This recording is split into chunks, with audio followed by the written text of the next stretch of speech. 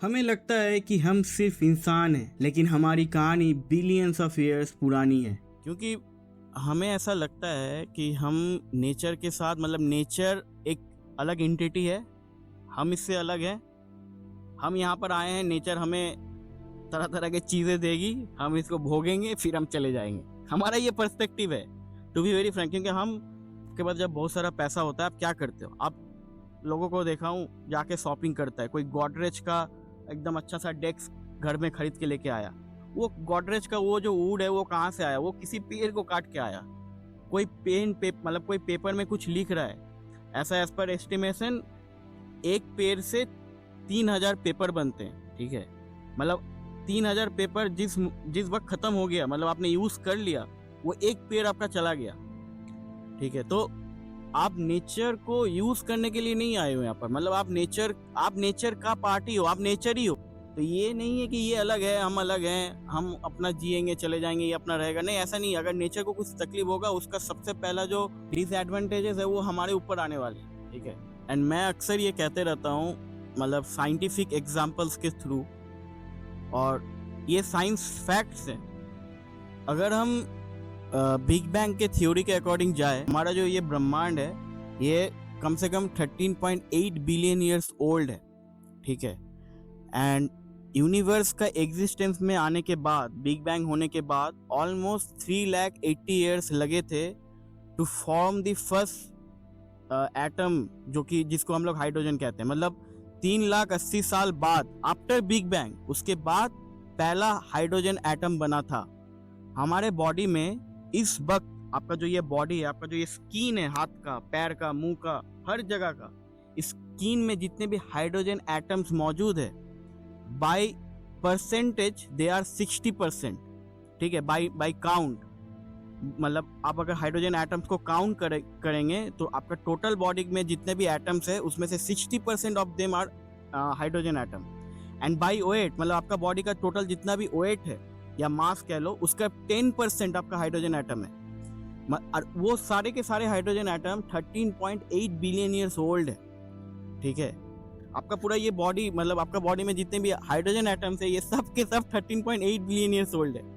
अब उसके बाद आते हैं कि आपका बॉडी के और भी जो हेवी मेटल्स है, लाइक आयरन हो गया, जिंक हो गया, जो आपके ब्लड्स के थ्रू फ्लो कर रहे हैं। ये आयरन एंड जिंक ये कहीं नहीं बनते हैं। इसको बनने के लिए एक स्पेशल काइंड ऑफ इन्वायरमेंट का जरूरत होता है, जो कि बस स्टार्स में ही मिलते हैं। हमारे बॉडी में जो कार्बन है या फिर आयरन है, सबसे पहले कार्बन बनता है, फिर आयरन बनता है। कार्बन कब बनता है? जब स्टार्स में ट्रिपल अल्फा प्रोसेस होता है। ये प्रोसेस को होने के लिए स्टार्स में टेम्परेचर 10 लाख डिग्री सेल्सियस से ज्यादा होना चाहिए। उस वक्त हेलियम बेरिलियम के साथ फ्यूज होकर आपका ये कार्बन एटम बनाता है। उसके बाद फर्दर ये कार्बन आपस में फिर फ्यूज होते होते होते होते आपका आयरन बनता है, जिंक बनता है, कोबाल्ट बनता है, गोल्ड बनता है। एंड फाइनली जब स्टार एज ए सुपरनोवा जब वो एक्सप्लोड करता है, जब एक स्टार का डेथ होता है, तब वो सब एटम्स, वो सब जो हेवी मेटल्स होते हैं स्टार्स में डिपॉजिट्स, वो सब बाहर की तरफ स्प्रेड होते हैं। फिर वो आपस में ग्रेविटी के थ्रू मर्ज होकर प्लैनेटरी सिस्टम बनता है, स्टार्स बनता है नॉर्थ। तो हम उसी स्टार का पार्ट है। आपका बॉडी, आप भले कह लो कि मैं 25 साल का हूँ, 30 साल का हूँ, बट आपका हर एक बॉडी में एटम अभी जो मौजूद है, स्पेसिफिकली हाइड्रोजन एटम, वो 13.8 बिलियन ईयर्स पुराना है। ठीक है, और ये कोई मजाक की बात नहीं है। आप उसी यूनिवर्स का पार्ट हो। मैं अगर किसी को एक्सप्लेन करूँ कि देखो वो स्टार को देखो, हम उसी के पार्ट हैं, तो लोग बोलेंगे कि अरे हम तो अर्थ में रहते हैं, हम तो छोटा सा एक अर्थ का प्राणी है, हम उतना बड़ा स्टार्स के साथ क्यों अपने आप को कंपेयर कर रहे हैं? इट इज़ नॉट अबाउट कि हम क्यों कंपेयर कर रहे हैं, कि हम उसी के पार्ट हैं। ठीक है, और अगर उस स्टार का कभी डेथ नहीं हुआ होता तो हम यहाँ पर नहीं होते। हमारा यहाँ पर होना, हम जो मौजूद हैं, ये इसीलिए हम मौजूद हैं क्योंकि किसी एक पॉइंट ऑफ टाइम पर किसी एक स्टार का डेथ हुआ था। ठीक है, तो किसी नया चीज़ का शुरू होने के लिए पुराना चीज का मरना जरूरी है। ठीक है, एक नया शुरुआत के लिए पुराना चीज को खत्म होना, उसका मिटना जरूरी है। वो ऐसा नहीं है कि वो चॉइस है कि हाँ हो भी सकता है, नहीं भी हो सकता, नहीं, वो जरूरी है, वो मैंडेटरी इवेंट है। जैसे ये एक फ्रेज है कि अंत ही आरंभ है। क्यों ये लोग फिलोसॉफिकली ऐसे बोलते हैं कि इसके पीछे कुछ तो रीजन रहा होगा ना। तो दिस इज़ ऑल। मतलब हम अभी रात में 9:30 पौने 10 बज रहा है, किसी एक जंगल के बीच में कहीं पर हैं, जहाँ पर हमें नहीं पता कि द वेरी नेक्स्ट मोमेंट हमारे साथ क्या होगा। दो वी आर फीलिंग सेफ, हम सेफ हैं, हमें ऐसा लग रहा है, बट अभी अगर कोई हाथी आके हमें मार दे तो हमें नहीं पता कि हम रहेंगे भी कि नहीं। बट ऐसा है कि ये लाइफ को एक्सप्लोर करते करते अगर आपका हाथ से लाइफ स्लिप कर जाए, इट्स मच बेटर देन आप किसी घर में 4 दीवार के बीच में सोए हुए हो और आप हार्ट अटैक से मर गए, या फिर आपका लाइफ ऐसे ही बीत गया ऑफिस में काम करते करते, पीपीटीज बनाते बनाते, एक्सेल फाइल सबमिट करते करते। बस इसको मत कीजिए। Use this life to explore the very divine nature of this cosmos, this divine nature of this earth. मतलब ये अर्थ इतना ब्यूटीफुल है, और ये तो हम अभी उतना कुछ एक्सप्लोर किए भी नहीं है। हम लोग भी अभी स्टार्ट ही किए हैं लाइफ को एक्सप्लोर करना, बट हमसे भी जो बड़े बड़े लोग हैं जो एक्सप्लोर कर रहे हैं, कभी आप उनका भी बात को सुनो तो आपको समझ में आएगा कि हाँ कितना ज़्यादा इम्पोर्टेंट है ट्रैवलिंग करना।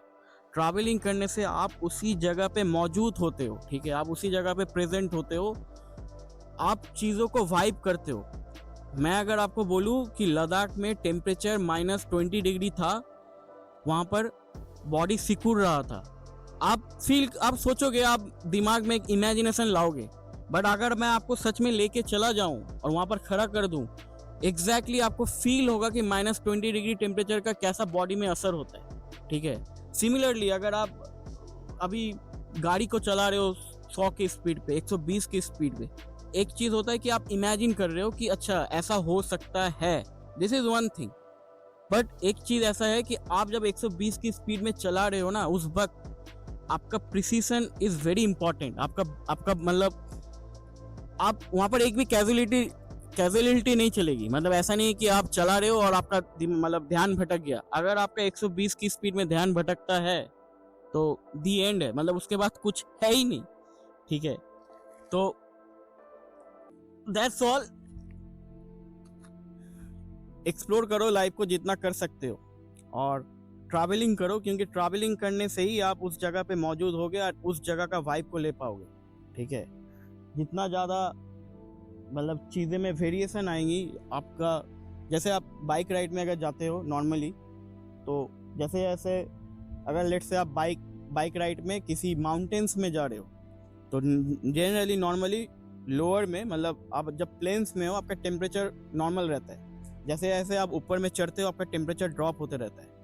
You can only feel it जब आप बाइक के थ्रू ट्रैवल कर रहे हो, इवन कार के थ्रू भी ट्रैवल कर रहे हो, बट हाँ आपको आपका वो खिड़की लगा हुआ नहीं है, एसी अंदर नहीं चल रहा है, देन ओनली। बट ये सब चीज़ को आप किसी का कहानी सुनकर, किसी का बातों को सुनकर आप बस इमेजिन कर सकते हो। इमेजिनेशन एक हद तक आपको बस एक आइडिया दे सकता है कि ऐसा हो सकता है, बट आप जब मतलब एकदम स्पॉट पे खुद होते हो ना, तब आपको हर चीज़ समझ में आता है कि हाँ ये ऐसा, मतलब उस वक्त आपका ब्रेन खुद ब खुद डिसीजन लेने लगता है। क्योंकि जब लाइफ ऐसा हो जाता है कि मतलब अगर एक गलती हुआ और आपका लाइफ ख़त्म हो सकता है, तब आपका ब्रेन अपना मैक्सिमम एफिशिएंसी में काम कर रहा होता है। तो दैट्स ऑल। ट्रैवल करो, एक्सप्लोर करो, एंड मिलते हैं अगले वीडियो में एक नए टॉपिक के साथ। आज का ये टॉपिक मेनली फिलोसॉफिकल था, दो साइंस का हमने टच तो किया है, बट ऐसे और भी टॉपिक्स आएंगे। बहुत कुछ है बात करने, मतलब ऐसा बहुत सारे टॉपिक्स है जिस पे हमें बात करना है और हम करेंगे भी। तो स्टे ट्यून्ड।